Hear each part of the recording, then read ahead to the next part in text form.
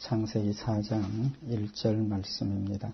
아담이 그 아내 하와와 동침하며 하와가 잉태하여 가인을 낳고 이르되 내가 여호와로 말미암아 덕남하였다 하니라. 그가 또 가인의 아우 아벨을 낳았는데 아벨은 양치는 자였고 가인은 농사하는 자였더라. 세월이 지난 후에 가인은 땅의 소산으로 제물을 삼아 여호와께 드렸고 아벨은 자기도 양의 첫 새끼와 그 기름으로 드렸더니 여호와께서 아벨과 그 제물을 연락하셨으나 가인과 그 제물은 연락하지 아니하신지라. 가인이 심히 분하여 안색이 변하니 여호와께서 가인에게 이르시되 내가 분하여 하면 어찌미며 안색이 변하면 어찌미며 내가 선을 행하면 어찌 낯을 들지 못하겠느냐. 선을 행치 아니하면 죄가 문에 엎드리느니라. 죄의 소원은 내게 있으나 너는 죄를 다스릴지니라. 가인이 그 아우 아벨에게 고하니라. 그 후 그들이 들에 있을 때에 가인이 그 아우 아벨을 쳐 죽이니라. 여호와께서 가인에게 이르시되 내 아우 아벨이 어디 있느냐. 그가 가로되 내가 알지 못하나이다. 내가 내 아우를 지키는 자니이까. 가라사대 내가 무엇을 하였느냐. 내 아우의 핏소리가 땅에서부터 내게 호소하느니라. 아멘. 창세기 4장에는 인류 최초의 하나님 앞에 범죄하는 내용이 기록이 되어져 있습니다. 아담이 범죄한 이후에 그 후손들 가운데서 동생을 죽이는 무서운 죄악이 기록되어져 있는 내용이죠. 가인이 동생 아벨을 죽인 이유가 무엇입니까? 오늘 본문 말씀을 보면 물론 가인 본인에게 책임이 있지만 원인은 하나님 앞에 드린 제사 때문이라고 볼 수가 있겠죠. 가인과 아벨이 똑같이 하나님 앞에 제사를 드렸는데 동생의 제사는 하나님께서 연락하시고 형의 제사를 하나님께서 받지 않으셨기 때문에 가인이 동생을 죽이게 되는 결과를 가져온 겁니다. 그렇게 보면 하나님 앞에 드리는 일이 제사를 드리고 또 우리가 헌신하고 하나님 앞에 우리의 모든 것들을 드리는 그 일이 얼마나 중요한가 하는 것을 우리가 알 수가 있습니다. 어떤 면에서 보면 가인이 하나님 앞에 제사를 드리고 난 후에 그 제사 때문에 오히려 큰 죄를 범하였다고 본다면 가인이 하나님 앞에 제사를 안 드렸으면 어떻게 했었는가 한번 우리가 생각해 볼 수 있는 문제라고 생각이 되어집니다. 그런 면에서 보면 우리가 하나님 앞에 제사를 드리는 것도 중요하지만 더 중요한 것은 하나님 앞에 연락되도록 드리는 것이 중요하다는 겁니다. 오늘 가인의 경우처럼 하나님 앞에 연락되지 못한다면 차라리 드리지 않는 것이 더 좋지 않느냐 하는 생각을 해볼 수도 있다는 겁니다. 이제 이후에 나타난 말이지만 창세기 8장에 보면 하나님께서 물로 땅을 심판하시고 난 뒤에 노아가 이제 땅에 나와서 하나님 앞에 제사를 드리죠. 창세기 8장 21절에 보면 여호와께서 그 향기를 흠향하시고 그 중심에 이르시되 내가 다시는 사람으로 인하여 땅을 저주하지 아니하리니 이는 사람의 마음에 계획하는 바가 어려서부터 악함이라. 내가 전에 행한 것 같이 모든 생물을 멸하지 아니하리니 땅에 있는 동안에는 심음과 거둠과 추위와 더위와 여름과 겨울과 낮과 밤이 쉬지 아니하리라. 노아가 하나님 앞에 드린 제사를 하나님께서 받으시고 마음에 흡족해 하시면서 다시는 내가 물로 심판을 내리지 않겠고 사람들의 근본 모습이 악하기 때문에 하나님께서 용서하시겠다라고 하시는 그런 축복을 내린 거죠. 그렇게 보면 노아가 하나님 앞에 드린 그 제사가 하나님의 마음을 기쁘시게 했고 또 하나님 앞에 연락됨으로 말미암아서 노아뿐만 아니라 그의 후손들도 하나님의 축복을 받은 결과를 가져왔다는 겁니다.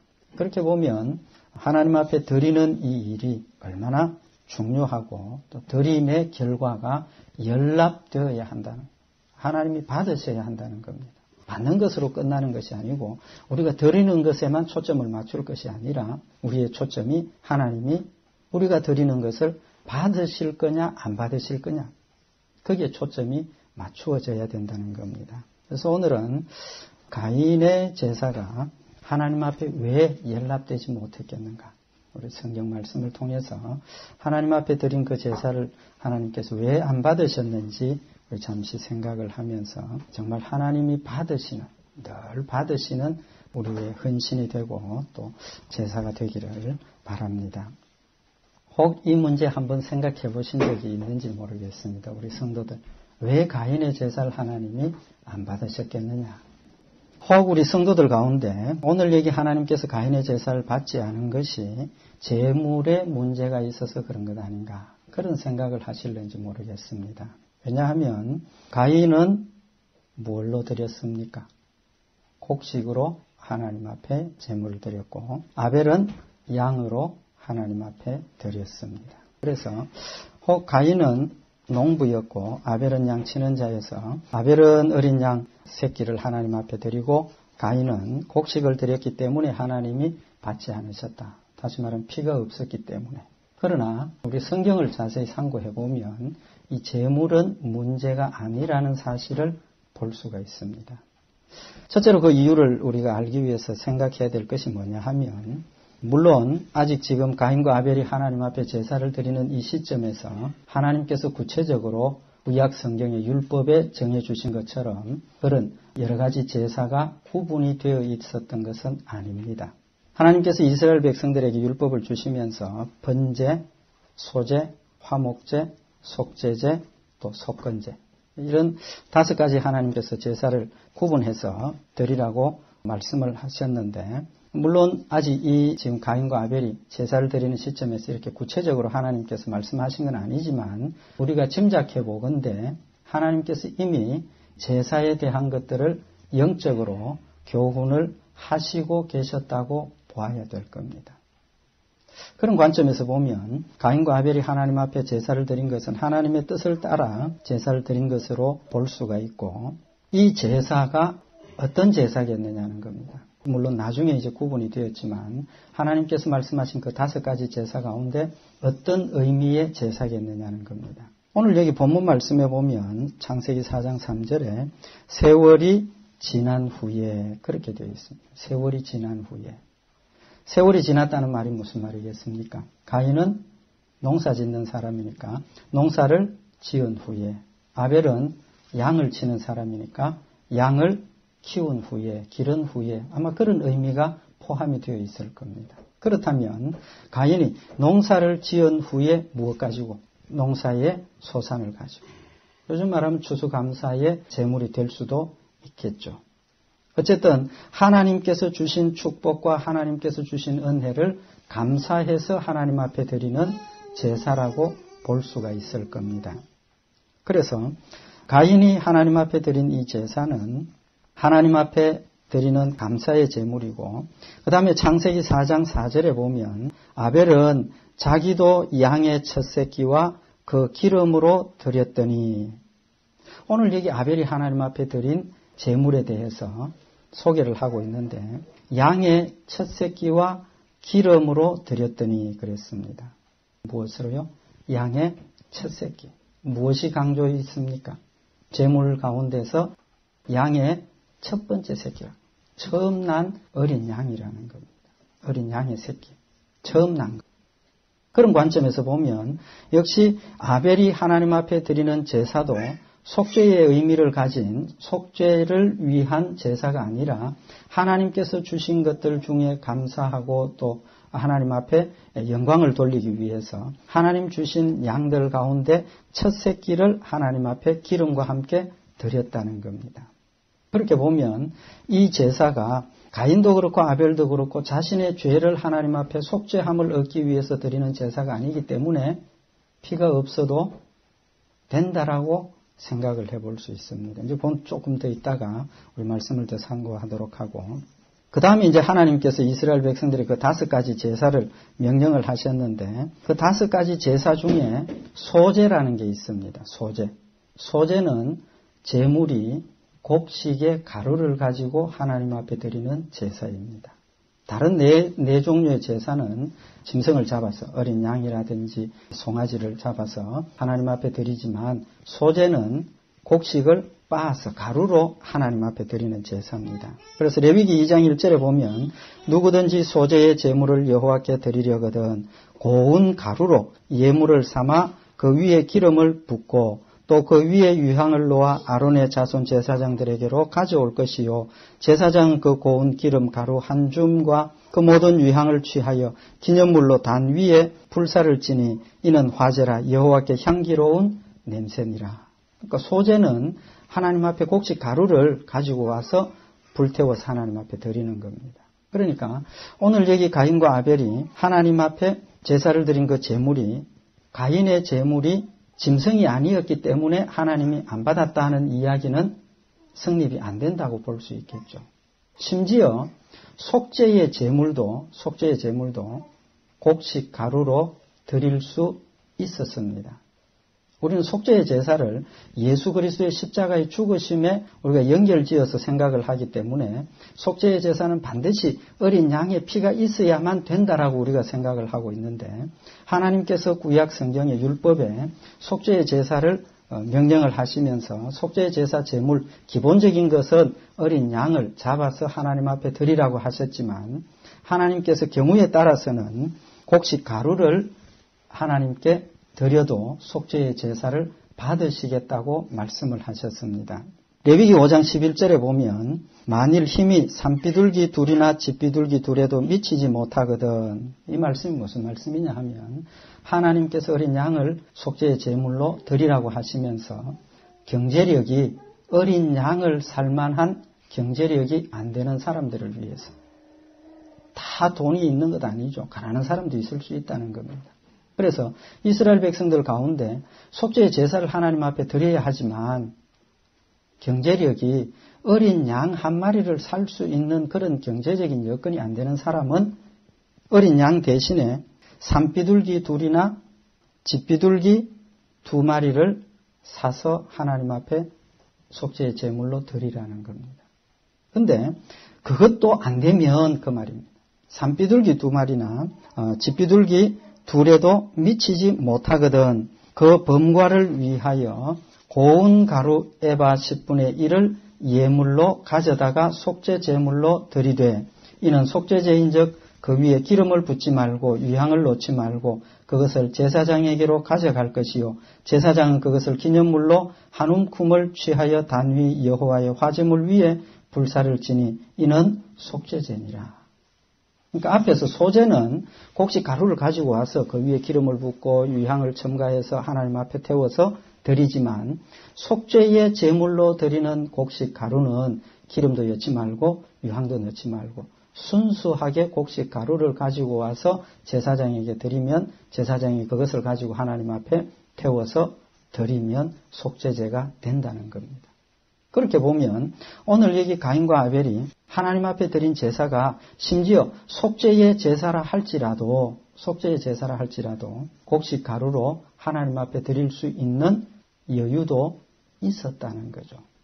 결론적으로 말씀을 드리면 오늘 가인과 아벨이 하나님 앞에 드린 제사의 제물 때문에 하나님이 가인의 제사를 안 받으시고 아벨의 제사를 받으셨다는 것은 안 맞다는 겁니다. 하나님께서 우리의 제물을 받으실 때 무엇을 보고 받으시느냐는 겁니다. 우리의 제물이 귀하고 우리의 제물이 많고 우리의 제물이 넉넉하면 하나님 흡족히 받으시고 우리의 제물이 모자라고 우리의 제물이 보잘것없으면 하나님이 섭섭해하시고 안 받으시는 것 아니라는 거죠. 그러면 왜 하나님께서 가인의 제사를 안 받으셨느냐는 겁니다. 첫째 우리가 생각해 볼 수 있는 것은 하나님에 대한 가인의 태도가 잘못되었다는 겁니다. 태도가 잘못되었다. 그 말씀을 드리지 않더라도 이미 다 짐작을 하시고 알 수 있겠지만 하나님께서 가인과 아벨의 제사를 보시고 아벨의 제사는 받으시고 가인의 제사를 받지 않으셨을 때 가인이 나타낸 태도를 보십시오. 오늘 여기 창세기 4장 5절에 보면 가인과 그 제물은 연락하지 아니하신지라 가인이 심히 분하여 안색이 변하니 가인이 하나님 앞에 제사를 드리고 아벨이 하나님 앞에 제사를 드렸는데 하나님께서 동생 제사는 받으시고 가인의 제사를 안 받았습니다. 그렇다면 가인이 어떤 태도를 보여야 되겠느냐는 겁니다. 우리 성도들 같으면 어떤 태도를 보이겠느냐는 겁니다. 내가 하나님 앞에 제사를 드렸는데 하나님께서 내 제사를 안 받으셨다. 우리가 하나님 앞에 가질 수 있는 태도는 분명히 자신을 돌아보고 하나님 무엇이 잘못되었습니까? 하나님 앞에 여쭈어보고 자신의 모습을 회개하고 다시는 하나님 이런 잘못된 제사를 드리지 않겠습니다라고 하는 것이 온전한 믿음의 모습이요 하나님과의 온전한 관계일 겁니다. 그러나 하나님께서 가인의 제사를 받지 않으셨다는 그 사실 때문에 가인이 심히 분하여 안색이 변했다. 안색이 변했다. 분해서. 그러니까 가인의 마음속에 얼마나 분한 마음이 들었는가 우리가 짐작할 수 있겠죠. 근데 이 분도 두 가지 분이 있을 줄 압니다. 대상이, 분노하는 대상이 두 가지가 있을 수 있다는 겁니다.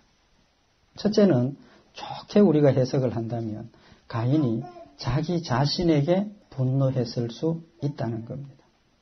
자기 자신에게 분노했을 수 있다는 거죠. 우리가 가끔 실수를 하고 우리가 가끔 어떤 일이 이렇게 잘 못되고 흥크러졌을 때 저는 내가 왜 이렇게 실수를 했을까? 왜 내가 그때 그런 행동을 했을까? 자신에 대해서 돌아보고 자신에 대해서 화가 나거든요. 그렇다면 가인도 하나님께서 자신의 제사를 받지 않으셨다는 그 사실 때문에 자기 자신에게 화가 나는 그런 상황이 될 수도 있었을 거라는 겁니다. 그러나 성경 말씀을 우리가 상고해 보면 가인이 분을 낸 것은 자기 스스로에게 자기를 질책하고 자기의 잘못을 채찍질하면서 자기에게 화를 낸 것이 아니라 하나님께 화를 내었다는 겁니다. 오늘 여기 본문 말씀 4장 6절에 보면 여호와께서 가인에게 이르시되 네가 분하여 함은 어찌미며 안색이 변함은 어찌미뇨. 만약에 가인이 자기 스스로에게 분해하고 화를 내었다면 하나님께서 뭐라고 말씀하셨겠습니까? 그래 가인아 너 제사는 잘 못 드렸지만 너 그래도 지금 자신을 자책하고 자신을 채찍질하면서 자신을 돌아보고 있으니 참 잘 되었구나. 너 왜 이러한 점에서 잘 못되었다. 하나님께서 깨우쳐 주시고 또 회개하게 하시고 다시 하나님이 연락하시는 그런 제사를 드리도록 하셨을 겁니다. 그러나 오늘 여기 있는 이 말씀을 보면 하나님께서 가인에게 이르시되 네가 분하여 함은 어찌미며 안색이 변함은 어찌미냐. 가인이 화를 낸다는 그 사실에 대해서 하나님이 책망하고 있는 겁니다. 너 왜 분해하느냐? 너 왜 화를 내느냐? 너 왜 얼굴 색깔이 변하도록 그렇게 화를 내고 있느냐? 책망하시는 거죠. 그렇다면 지금 가인이 화를 내는 그 자체가 잘 못되었다는 겁니다. 이어서 하나님께서 가인에게 세 가지를 말씀을 하시는데 7절에 보면 네가 선을 행하면 어찌 낯을 들지 못하겠느냐? 네가 선을 행하면 어찌 낯을 들지 못하겠느냐? 무엇 때문에 낯을 들지 못하는 부끄러운 일을 당했다는 겁니까? 선을 행하지 않았기 때문에. 그 뒤에 구체적으로 그 문제는 다음에 더 구체적으로 말씀을 상고하도록 하고 어쨌든 하나님께서 지금 가인에게 네가 드린 그 제사가 선한 것이 되지 못했고 네가 악을 행하였기 때문에 네가 부끄러운 일을 당했다. 하나님께서 제물을 받지 않은 그런 부끄러운 일을 당했다는 겁니다. 그러니까 지금 화를 내는 이유가 누구에게 있다는 겁니까? 가인 자신에게 있다는 걸 지금 책망을 하고 계시는 거죠. 그 다음에 하시는 말씀이 뭐냐 하면 선을 행치 않으면 죄가 문에 엎드리느니라. 선을 행치 아니하면 죄가 문에 엎드리느니라. 내가 지금 하나님 앞에 제사를 드렸지만 그 제사를 드린 그 일이 선한 일이 되지 못했고 악한 일이 되었고 또 그 악한 일 때문에 따라서 또 뭐가 온다는 겁니까? 죄가 또 따라온다는 겁니다. 죄가 문에 엎드리고 있다는 것은 죄가 가인을 삼키기 위해서 또 다른 죄를 범하도록 만들기 위해서 노려보고 있다 그 말입니다.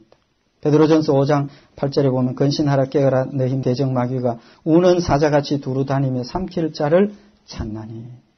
우리의 마음이 하나님께 온전하지 못하고 우리의 삶이 하나님 말씀 가운데서 바른 모습으로 살아가지 못하면 사탄이 우리를 넘어뜨리려고 노리고 있다가 순간순간 우리를 넘어뜨리게 된다는 겁니다.